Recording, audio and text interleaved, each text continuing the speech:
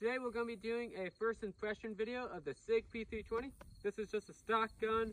It's got 3-dot sights. The only thing that's been added to it is a Streamlight TR1. We'll be rocking it in a T-Rex Arms Raptor holster.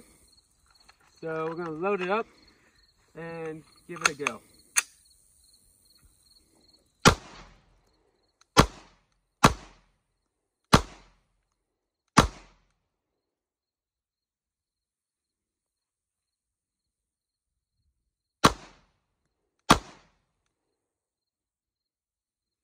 Off that trigger, it's got a pretty clean break on it. Yeah. So for the trigger, press, and then you hit a wall, and then it breaks. Reset. If you let it out, it's got a pretty short reset. It does not have a trigger safety. So far, trigger's pretty good on the gun.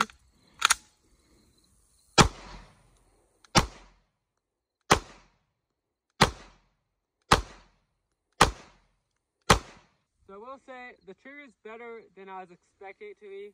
It's a very clean, light trigger pull. It's ranging about 5.5 pounds, probably 6 pounds, somewhere in there. The height of a bore is definitely different than a Glock, but it's not as noticeable as I thought it would be, especially if you're taking your time. I'll throw it in a holster here and see how well it does under speed. But recoil impulse, pretty smooth.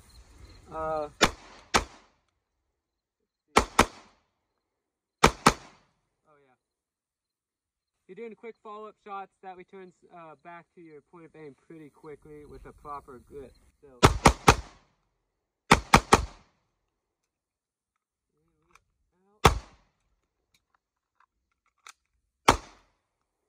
yeah.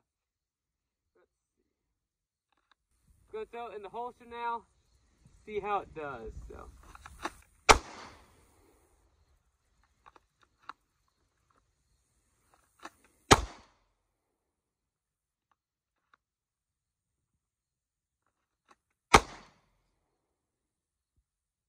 The height of a bore difference between this and a Glock really is not as big of an issue as I thought it was.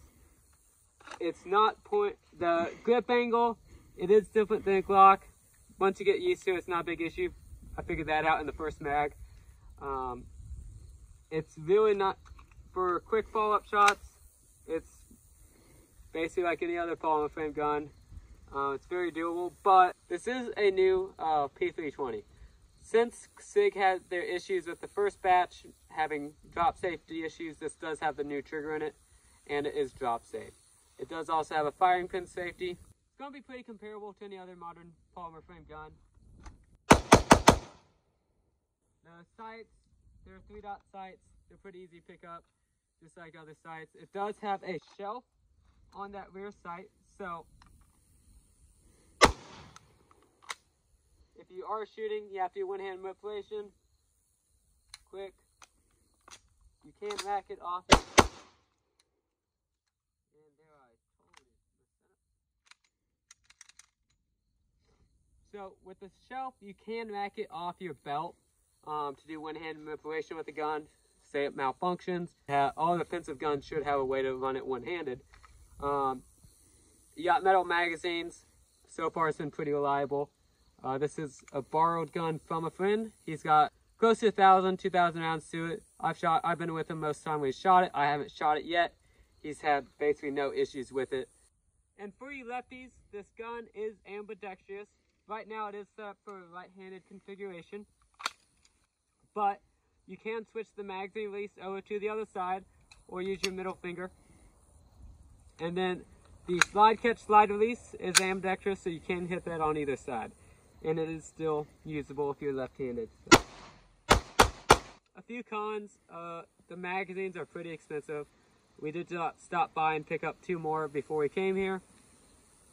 They're running $40 basically most places. Compared to Glock mags, $30 if you're paying box store prices. Reliability-wise, it's working pretty well.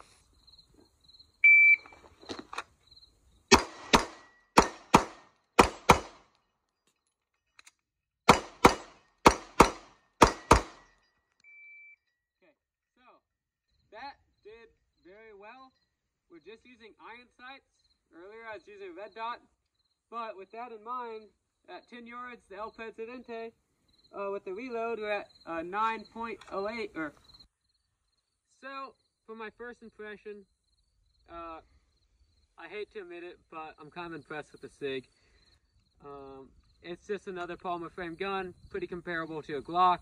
Yes, in the beginning it had drop safety issues. For a while now I've hated Sig, basically because they did win the Army contract when Glock should have, but I think I figured out my solution to liking Sig.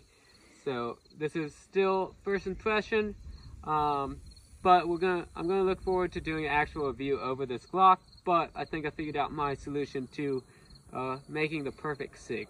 So you guys will see that here pretty shortly.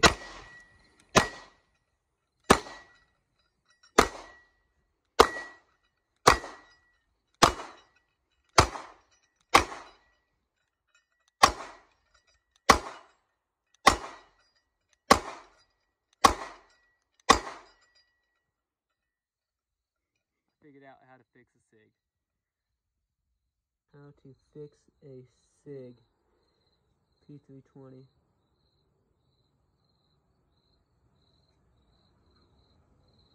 And we'd like to thank you for watching our video. If you liked our video, please like, subscribe, and leave your comments below. This is a newer Sig P3. I'm just gonna shoot.